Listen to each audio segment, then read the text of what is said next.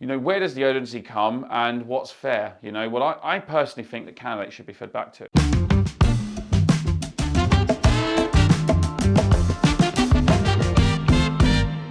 At the same time, the candidate, right, who is not being paid, who's wondering how he's going to get his meal next month, who's more often than not a graduate coming into the market, just wants to know where they stand. Did they do all right? Can they rely on this becoming the next interview? Can this rely on becoming an offer? And when I weigh up the options, if I'm honest, and we probably went on in this video, probably wanting to lean on the employer's side, but as I think about it, like, candidates are just trying to pay the bills.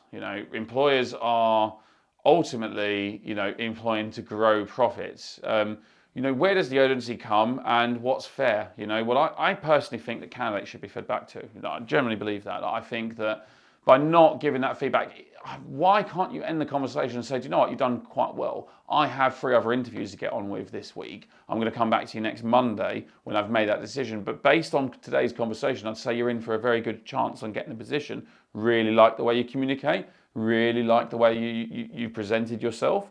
You've got a solid plan, and I think you're very mature for someone, at your stage in your career. What's wrong with feeding that back to someone you like? You get their hopes up, and then when you go to reject them, they'll say, but you like the way I communicate, you liked all of this. I just think that you're too quick to judge, too quick to react. I didn't say I'd hire you though, right? So it's about communication. If I've confirmed that, so your advice would be giving positivity, others, that's it. No, nothing constructive. Why not build people up? Look, I'm not saying don't give them constructivity. Like you have to be constructive with candidates. You have to give them feedback in the sense that like what I don't like, but there's a time and place. Do that at the end of the interview rounds while they're interviewing, while they're building up. And they might not just be interviewing with you. They might be looking to interview with a few different companies. Why not build people up? Why not make them in stronger positions? That's my only argument. It doesn't harm you as a business to be able to help encourage this individual and to inspire this individual to go and improve themselves. Although I do agree, they do need to have the constructive criticism as well. I think interviewers need to be prepared for the question. Yeah, but there's arguments on both sides. It's the only point I want to make. It's not always the candidate, it's not always the client.